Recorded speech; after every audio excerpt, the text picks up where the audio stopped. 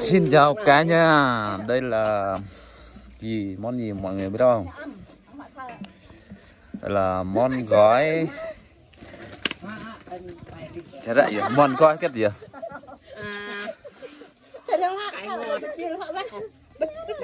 Bún xào, nói chung là bún xào đấy. Cái này là nguyên vật liệu đó. Nước mắm với tỏi. Còn cái này cũng là ớt luôn. Còn cái này là cái gì? Hành phi. Để cho nó thơm. Còn cái này như mọi người thấy đó, đây là lạc, đậu phộng á. Còn đây là rau đã luộc. Dạ ngại kết nó. Ngại kết đấy, ở đâu kết đấy.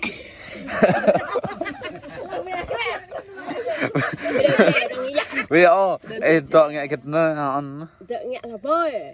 Bắt là bơi. Ngại coi. Ăn đi à, đúng rồi đi. Chè một như là. Buồn nhưng mà ta bắt lên nhá. Hả? Bắt lấy à nhở, chẳng mấy nhàm. Rau cái luộc xong bà phải vắt này, vắt cho nó khô nước để không bị gì nhé, để nó ngon hơn, đúng không chị? Bây giờ này chỉ có mấy nguyên liệu cái này đó, tí có cả đây đó, xoài này.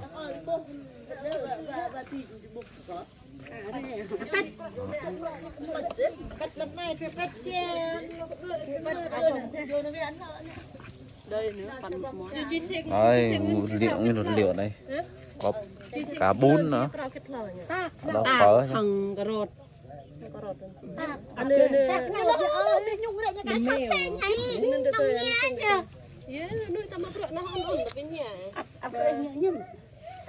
Hành phi. Hành như đã tăng xanh để mua. Xoài. Rồi ăn vị máu xanh hành đó chứ. Tìm đắp tại giờ tìm hành tơi nè, hành tơi nó to. Mình phải xé ra như này nhá. Tìm côn. Hành tơi tre là do tìm côn.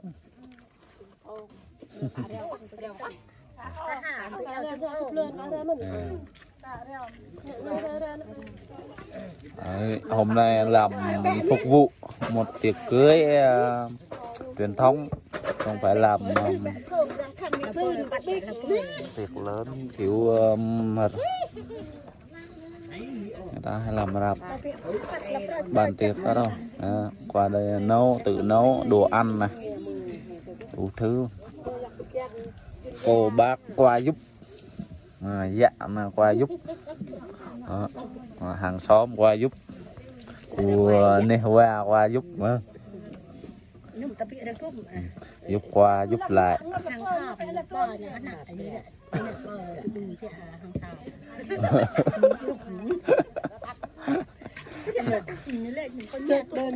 Nơi ha, cánh phang nữa. Và nguyên liệu nó vẫn chưa đủ nha, tí nữa phải thêm cả cà rốt nữa, sợi phở nữa.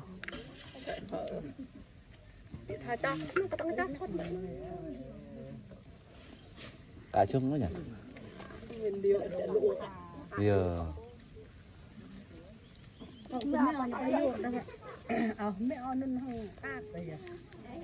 nè, ta tóc che chứ hả? Đi nhờ đó, tọa sạch để thay á.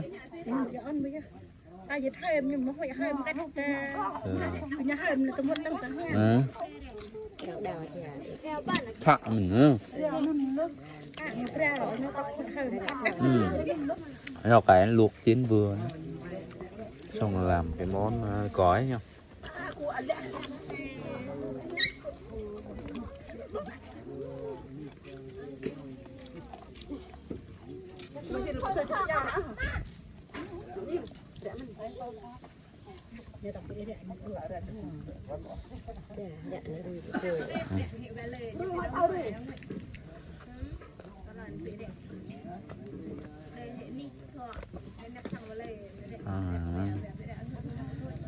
món lời sáng tác lâu vậy lời nghiên cứu lâu rồi đó cấp ta bên nó phải bắt đầu nó tại dù chẳng có được tại chứ đây món này người trong làng tự làm hết nha mọi người, tự làm. Wow, nguyên liệu cái này gọi là cái gì đó? Nấm tuyết. Nấm tuyết. Nguyên liệu để làm cái món rau cải cõi, rau cải này rất là nhiều luôn. Ba nhà hàng giờ đừng đi, giờ rẻ còi. Đây, cả xoài phở luôn. Đây này. Cũng làm cõi cái luôn.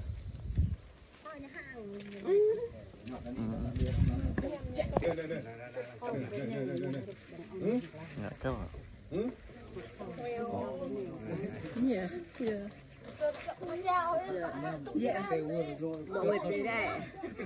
Lá đây đây liền nguyệt thật ở nhô rồi nó bị vắt nhưng nó tua qua đi rồi nó nhâm bài lần một ngọ đây nha mọi người. Trước tiên là trộn, theo mình thấy là trộn gì cà rốt trước hả, vắt cà rốt xong rồi trộn với rau. mẹ phải nhầm lời mẹ phải nhầm chè biết nó quen nữa là ta mà mẹ phải thao cái ta thôi mẹ đẻ mà em Đừng rẻ tàu mẹ đẻ tàu mẹ đẻ mà em mẹ lời tàu mẹ đẻ bạc mỹ đẻ bà mẹ rẻ mẹ ăn rẻ vậy mình ta đùiมันphải cả rẻ ta rẻ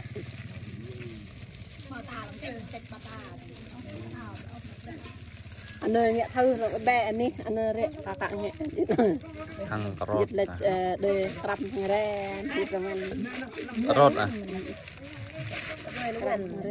là bờ cặp cầm ra mình cái nào luộc luộc đi rồi chắc nhá, là cho nó tựa ta hả cầm được ra nè sẽ ra thao cặp giờ ta nhà hàng ta nhà hàng có nhà đẻ có nhà hàng có bị được ở phương này nè có bung bê được tapi yang sâu chị nè một câu tí thôi gì chế biến một gói phục vụ cho mấy trăm người. Họ sao mình thôi thằng mày giật cả Nè bò khô này đấy.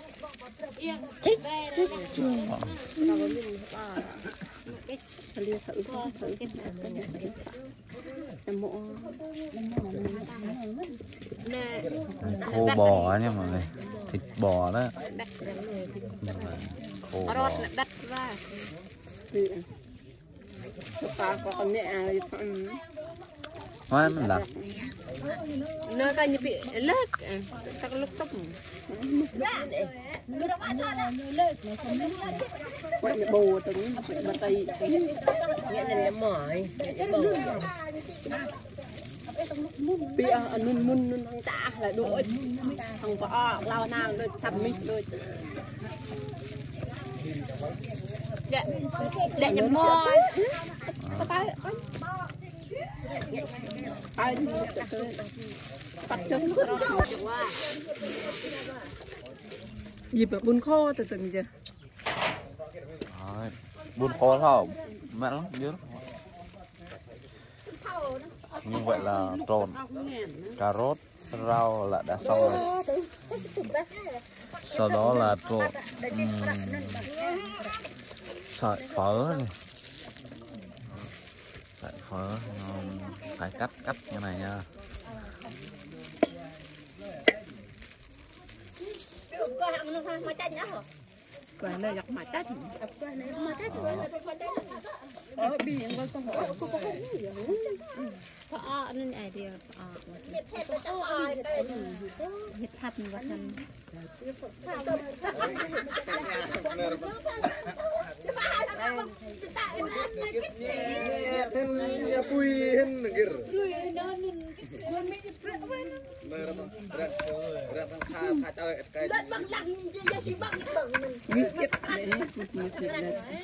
Mà ngược là chụp như thiệt. Nó khóc cái má.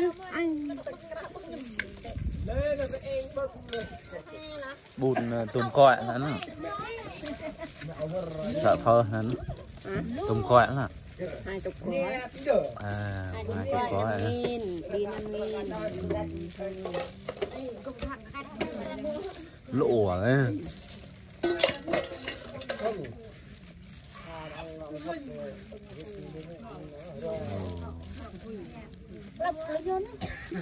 Con lẹt nó thành thầy vô ép ấm. đấy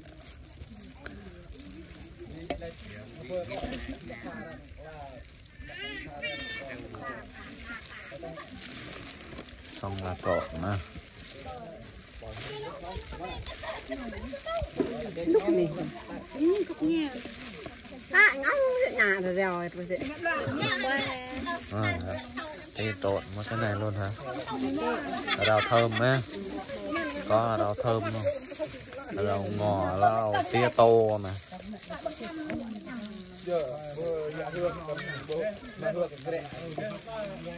anh ta âm bên nam em thao đưa lên mình nó lại cọ nó phải chân trộn hả quên nhầm cái chân mà là làm chi hai khói 2 môn khói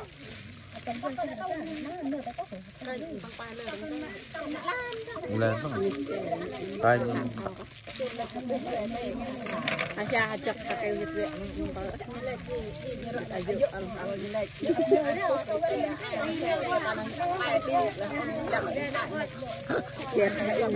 chết tek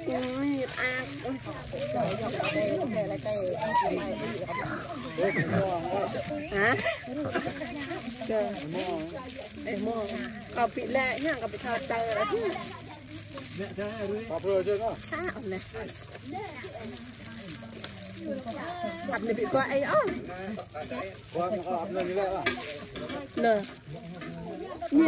còn nhưng mặt bài cái nó giờ xe ăn rui cái nó còn nó quay à cái mét à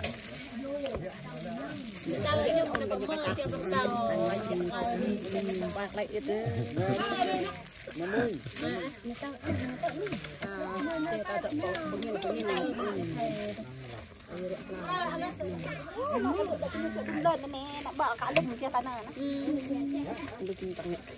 như vậy là rồi sợi phở phải đều với rau luôn đó như vậy nó hòa quyện vào nhau nó đều chừng mà trộn cái trứng nước mắm hả bà họ đã có hành phi đây là cho hành phi nó lọc dầu chơi răng dầu em nè anh kiên tay phải nè có tăng chạy lẹ nè bị rồi rồi mẹ phải cắn mò nó dịch đặt là hành ồ đi đu ở lại tốn che ai vô ép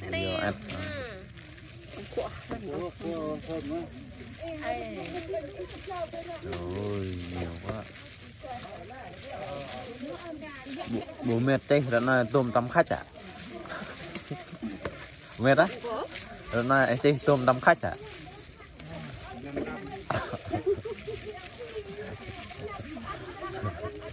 là kẹp là mặn là măng với lỗ ấy là bạc nhà bơ Tặng nào bao nun nín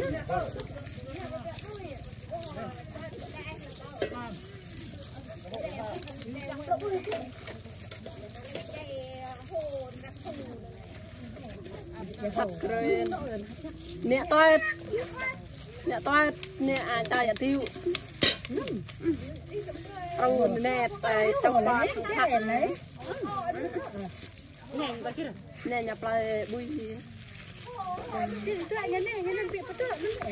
dịch betul ya tak lah dịch lại tàu bọt nè cứ đi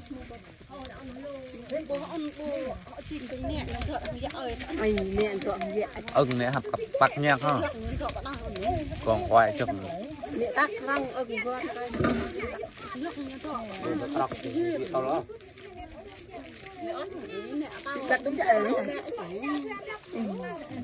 bây giờ là thêm nước mắm tỏi ớt không tỏi em thêm nữa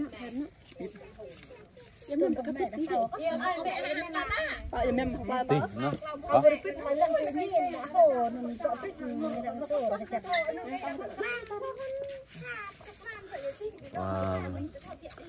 trộn hành phi đã xong thì bắt đầu trộn nước mắm nha để nó có vị, mình không trộn là nó không có vị luôn.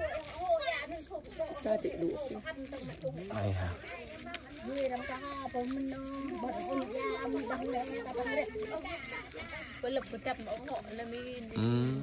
Ủng hộ sao là học sinh được vào. Nếu kết màu này ha.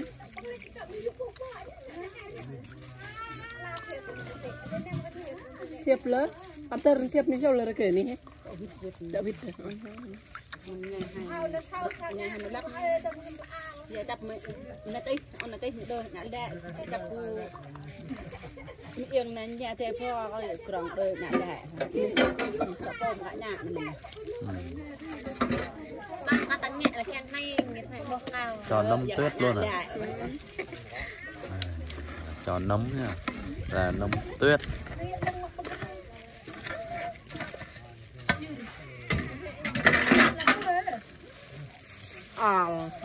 Có đấy. Màu trắng. Trắng tạch người đấy. Chị màu mèo thoáng này. Chưa đều mà thấy được mà. Nó tội nè học. Lật ra tao mở đập lẹt giật nó hơi tẻ nó đập lẹt tao mòn nhỉ tao mòn giặc phi ta tăng tao giặc phi gì tao mòn nè tao mòn nè là chỉ là đó đấy à tao tao mòn lên nè ôi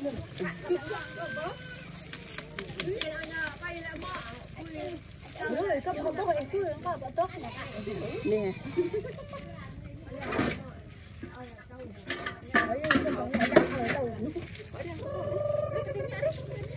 đây cái nhà hay ta ya cũng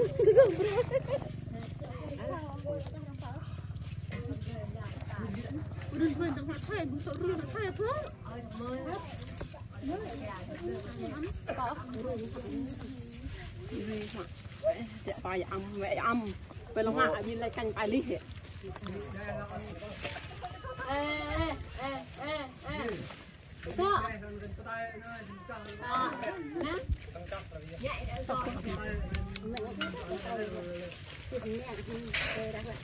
phát một bã nó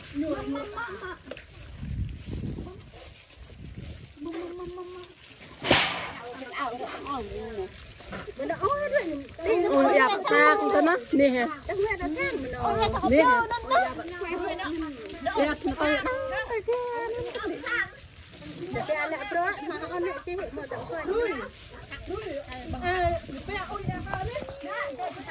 bắt à?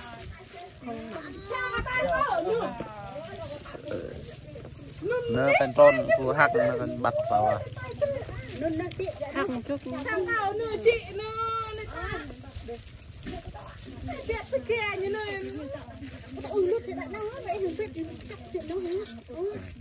chị bật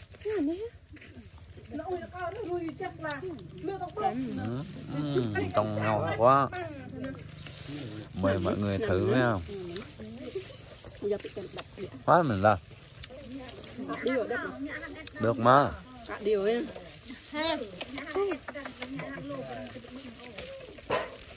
nè này hăng đó ở đâu mà bưng hăng cái nhà đằng quay là hả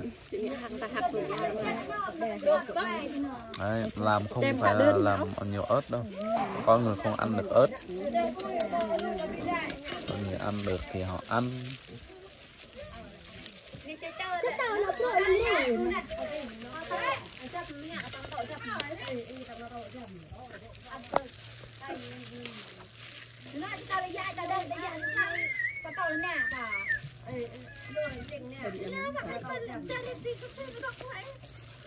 Rồi chị đâu hạt nêm để nữa. Vẫn nở và cọc nữa.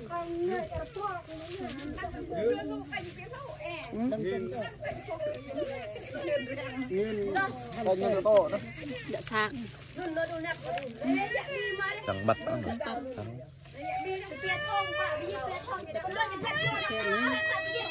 Lăng kết đó ha. Em bò ra tự tay để nhầm.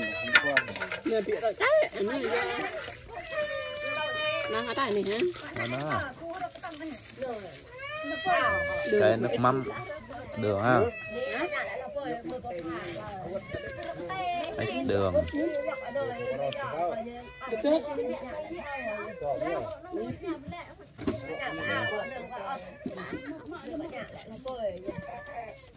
Bó, nêm bó.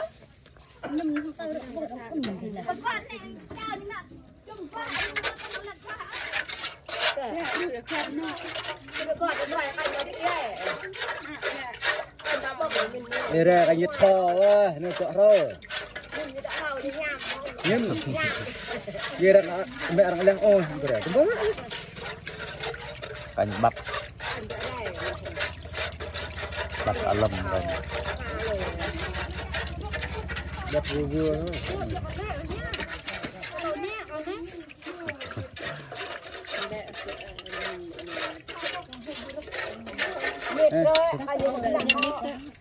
Nhà bác Đường bây giờ. chiều không? Cho đường rồi.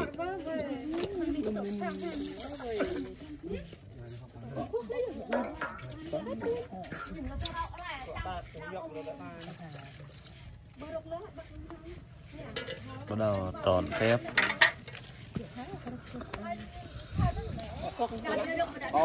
Đọc đụng thiệu lên, nó không bưng thắt, nó hao sẵn tổ. Đeo cái quạt bực. Chặt nó. Chặt nó hạt. Ủa nâng chứ, vượt rồi.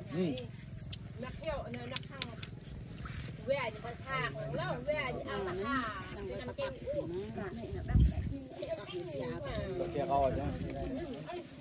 Coi theo vậy vậy. Tao vẽ ăn tao bị tao bị chập nổ. Thì là ta hắc nó ta cái giặc ta hết tao mình rồi. Nữa cái tóc kia. Mình rồi. Nè.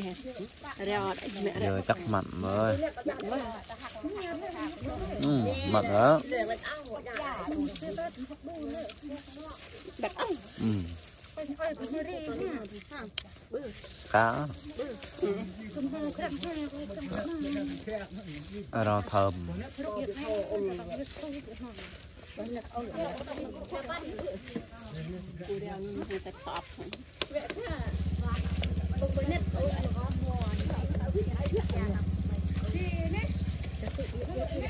Cái cọ như đây nhỉ.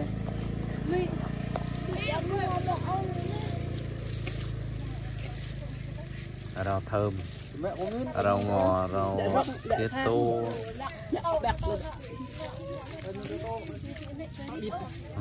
Mẹ tìm ra không? Hành đây hả? Mẹ lăng nến, nến.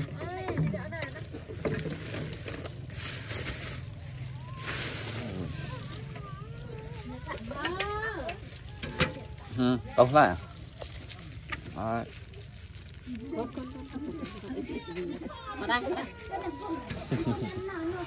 Wow, cả hành luôn. Bao lật trắc ăn không lá nữa bút lên mèo nè đẹp nè.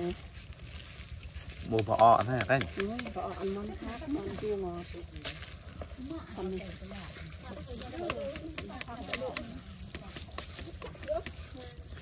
Như vậy là món gói rau cải ngọt sắp hoàn thành rồi nha mọi người.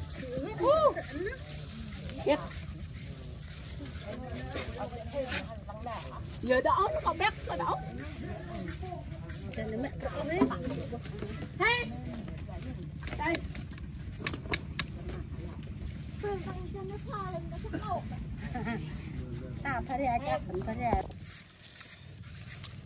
Bây giờ là rau thơm đã xong. Cuối cùng là cho đậu phộng nha. Đậu rang xong rồi giá cho nó có Nhẹ hàng rẻ á, sẽ làm bằng rẻ á. Nhẹ hàng rẻ ấy, bật đấy. Ăn thử. Bật à? Rồi, không sao.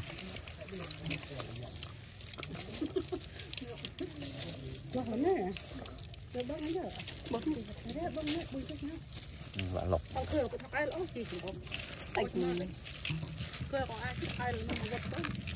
Họ bật người như tao phải không này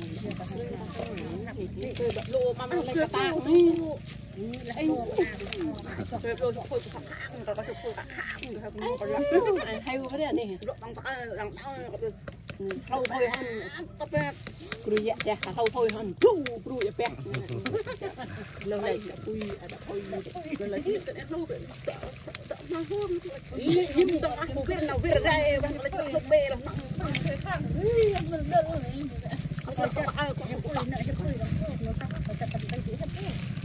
bây giờ mình coi con nặng nhân ra mình coi mình ta có tiền phát nó bắt ta tăng chút tiền nó ăn ấy là nhỏ mà con nào có chút mình cứ nặng lắm đó ta có chút nó ta có chút như đậu phộng chân quá, cái món nào mời mọi người cùng thưởng thức, cùng 500 anh em ngày hôm nay sẽ thưởng thức cái món gói này. Đó, mời mọi người nhá. Này.